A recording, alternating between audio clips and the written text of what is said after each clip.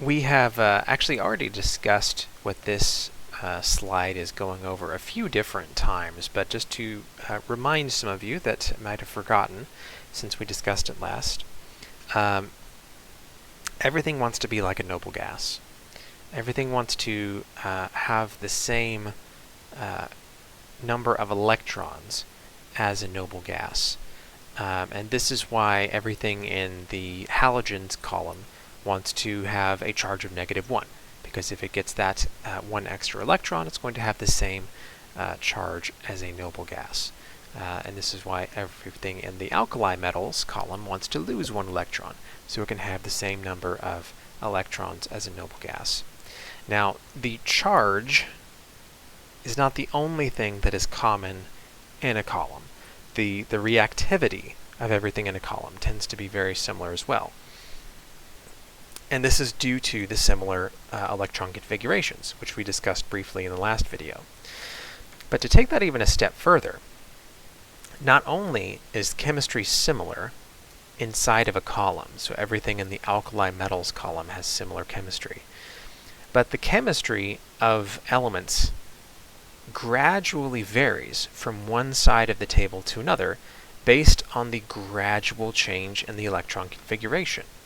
So we're going to look at, in this video, a few different properties that gradually change, either going up and down the table or going left to right across the table, based on changes in their electron configurations. And other things as well, but electron configuration will be one of the big things. So, first thing we're going to look at here is atomic radius, and discussing how atomic radius changes from one place in the table to another. Now we have two different trends that we're going to analyze here, and this is going to be the case for all of the trends that we look at. There's going to be an up-down trend and a left-to-right trend. The up-down trend is pretty easy and straightforward. So if we have sodium and potassium, so that would be these two. Which of those do you think is bigger? If you said potassium, you are correct. Potassium is bigger. Why do you think potassium is bigger? If you thought to yourself, because it's bigger. It seems kind of obvious. Sodium only has 11 protons and electrons, and potassium has 19. It's bigger. It should be bigger. Yes, that is one of the main reasons why it is bigger, is that it has more stuff. It has more stuff, and so it is going to be bigger. So let's look at a few others here. Oxygen and sulfur. Oxygen is higher on the table than sulfur, and so sulfur is bigger. Chlorine and iodine. Iodine is bigger. Iodine is lower on the table. Going up and down the table, the stuff that is lower on the table is larger. And again, it has more stuff. It has no significant change in chemistry. Its electron configuration is exactly the same. So if you have more, then it's just going to end up being bigger. So up and down, pretty straightforward. Should make sense. So larger on the bottom, smaller up higher. Let me see here. Do we talk about... Oh, I thought I had the left and right in there as well, but I guess I don't. So let's talk about going left and right then, because I thought I had that there, but I don't. Huh, that's strange. I thought I had that in there. Let's talk about going left and right. If we go across a row, if we had phosphorus and sulfur, which one do you think is bigger? Now, I would bet most of you said sulfur, and I would bet that there are a few of you that were like, he seems to be making too big of a deal of this. I'm suspicious. I'm going to go with phosphorus. You are correct. You should be suspicious of me belaboring the point on left to right versus up and down. If it doesn't make any sense, that's okay. It didn't make sense to me the first time I heard it either, but it is true that going left to right The bigger stuff is actually on the left side of the table. And things get smaller as you go to the right, in general. Like with everything in chemistry, there's exceptions, but in general, as you go towards the right, things get smaller. And if you're thinking that doesn't make any sense at all, how can potassium, which is only 19, be larger than bromine, which is 35? How is that possible? Let me explain. There's this thing called, well, actually, let me phrase it slightly differently. Let's think about the atom. We have a nucleus, which is positively charged. Yes, there are neutrons in there too, but we're not going to worry about the neutrons. So we have this nucleus that is positively charged. We have a bunch of positive charges in here. And then we have electrons. Sorry for my terrible circle drawing there. We have electrons that exist in orbitals around the nucleus. So I'm just going to put some electrons in here. Don't worry about counting the electrons or anything. I'm just doing this for illustrating purposes. So let's say this is the potassium. So the potassium way over here on the left side of the periodic table, that is this atom right here. We have our positive charge in the center, and we have 19 electrons around it. I know it's not 19, but we're just pretending. If we start to go across the table, so starting with potassium, and we're just going from one element to the next, towards the right, across the table, we're going to be adding in electrons as we do that. So the potassium has 19, calcium is going to have 20, scandium 21, all the way over here to bromine with 35. So we're going to add in something like 36 electrons. Not 36, 16. Sorry, 16 electrons into the element as we go across the table, or into the atom as we go across the table. Where are those electrons going to go?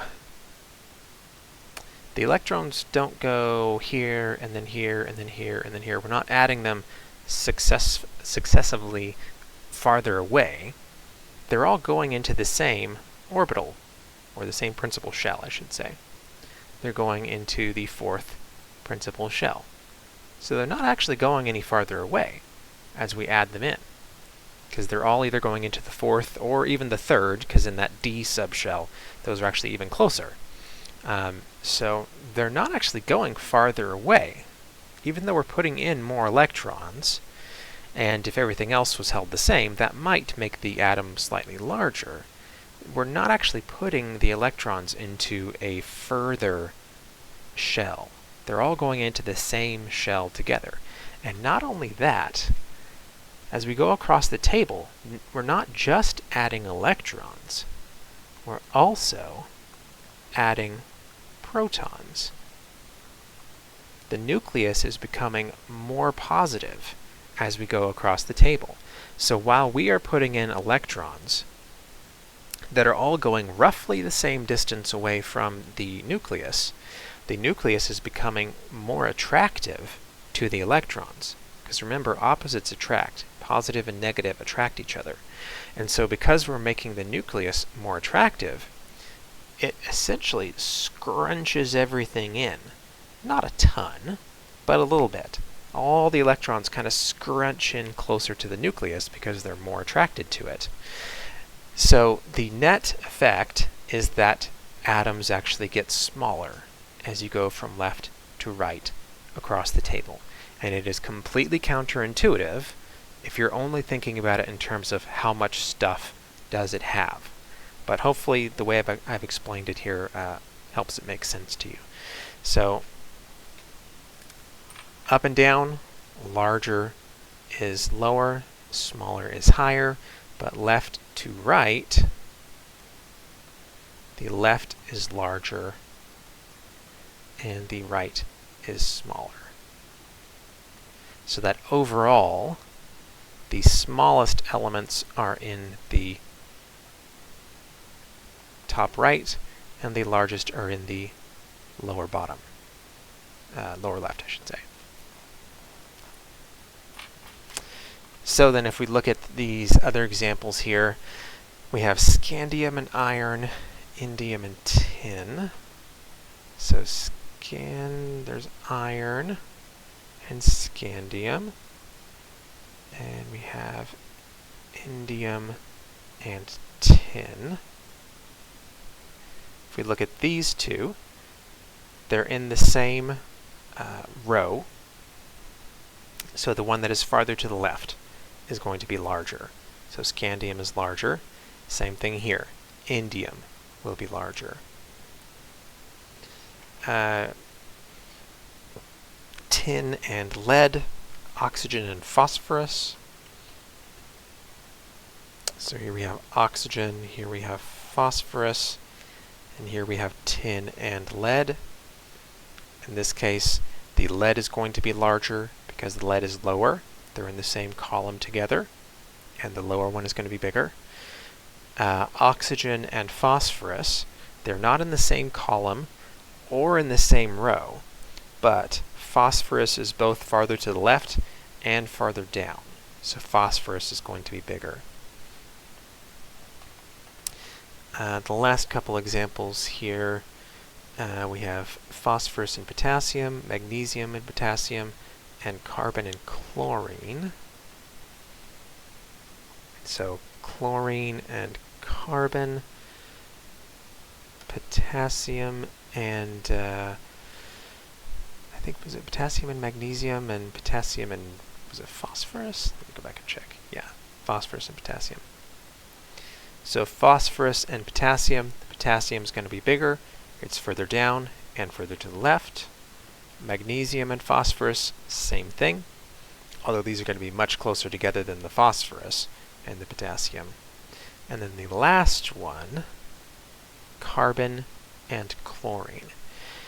This is where it gets a little tricky, because if you notice, carbon is further to the left, which means it should be larger. But chlorine is further down, which means it should be larger. So we have our trends disagreeing with each other.